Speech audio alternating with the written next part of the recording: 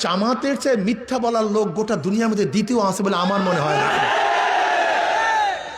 জামাতের নামে ইসলাম হাকিমউদ্দিন তুলে দিয়েছে।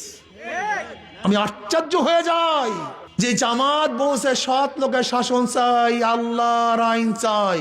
আমাকে দেখান তো এইবার কোন জায়গায় আমির সাহেব আল্লাহর আইন চাই একটা বক্তৃতা করছে কিনা দেখান তো। হ্যাঁ, চিন্তা করতে পারছেন? আমাকে দেখান তো। জামাতের বন্ধুরা দুই করে করজোরে হাত ধরে বলছি, তোমরা আমাদের উপর অপবাদ শুনছো। দেখো, জামাতের চেয়ে মিথ্যা বলার লোক গোটা দুনিয়ার মধ্যে দ্বিতীয় আছে বলে আমার মনে হয় না।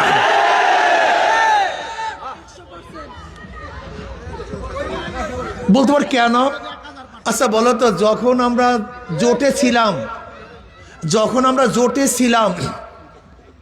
নির্বাচনের জোটে ছিলাম, এখনো সিট ভাগ হয়।